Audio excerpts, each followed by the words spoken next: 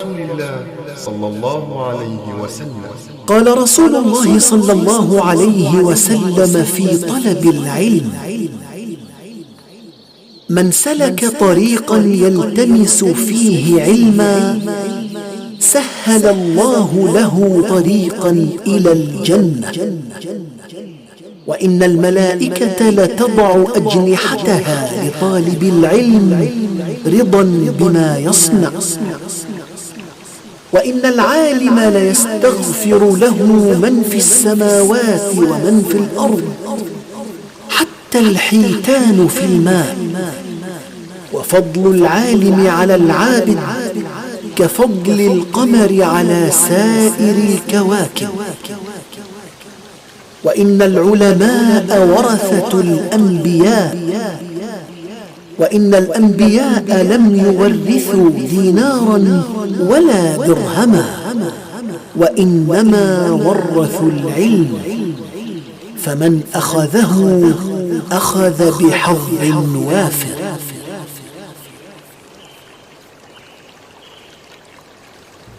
السلام علیکم ورحمۃ اللہ وبرکاتہ. دراصل یہ درس ادب عربی پر ہوگا، اس لیے اس کا نام رکھا گیا ہے عربی ادب تاریخ و نصوص. تو عربی ادب کی کچھ تاریخ اور نصوص کا پھر دراسہ کیا جائے گا. دراصل ساتھیوں نے یہ گزارش کی کہ سبا ملقات کی شرح کی جائے، تو جب ان کی ایک گزارش میرے سامنے آئی تو میں نے سوچا کیوں نہ ایسا کیا جائے کہ اس انداز میں پڑھایا جائے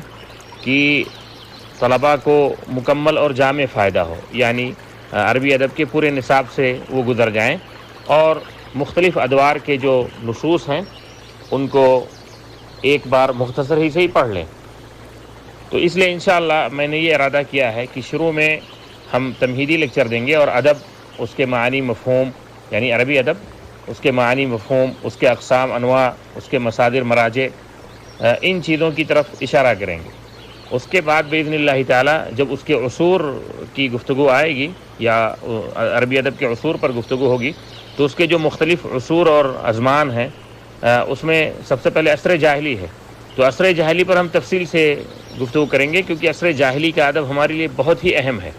کیونکہ اس کا براہ راست جو ہے قرآن کے اعجاز سے تعلق ہے. تو اس پر جب گفتگو کریں گے تو ظاہر سی بات ہے اس کی اہمیت اور جو ہے اس کی قدر و قیمت پر آئیں گے، اور اسی وقت کچھ اس کے متعلق جو قضایا ہیں جو بہت ہی اہم ہیں ان پر گفتگو ہوگی. پھر اس کے نصوص ہمارے سامنے آئیں گے. تو جب عصر جاہلی کے نصوص ہمارے سامنے آئیں گے تو انہی میں جو سب سے مقدم نص ہے وہ سبع معلقات کا شعری نص ہے. تو پھر اس وقت ہم سبع معلقات پڑھیں گے. یعنی میرے خیال سے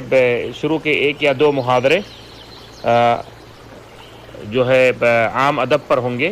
اور وہ بہت ہی اہم ہوں گے، کیونکہ ان محاضرات میں ہی منہجی انداز میں ادب کی تقسیم اور اس کے پڑھنے کے فوائد، اس کے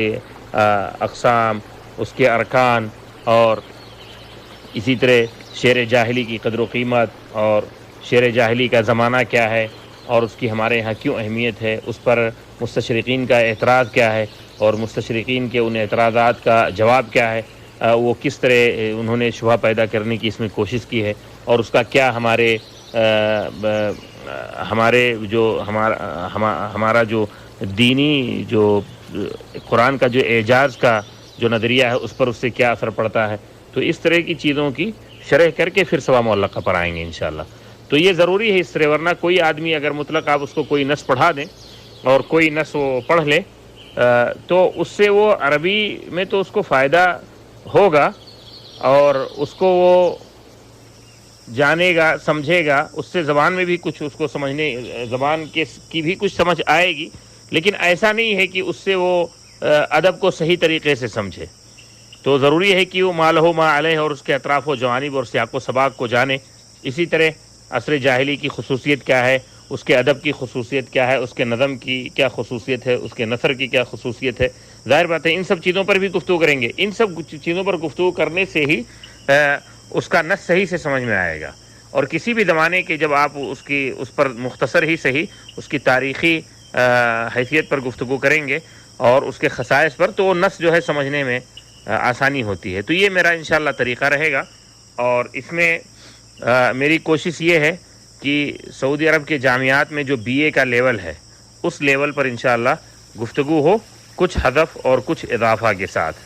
کچھ ضروری حذف و اضافہ کے ساتھ باذن اللہ تعالی۔ اللہ تعالیٰ سے دعا ہے کہ اللہ تعالیٰ ہمیں اس کی توفیق دے اور صحیح سے اس درس کو چلانے اور صحیح سے اس برنامج کو چلانے کی توفیق عطا فرمائے اور دنیا اور آخرت دونوں میں اس کا ہمیں فائدہ پہنچائے، آمین۔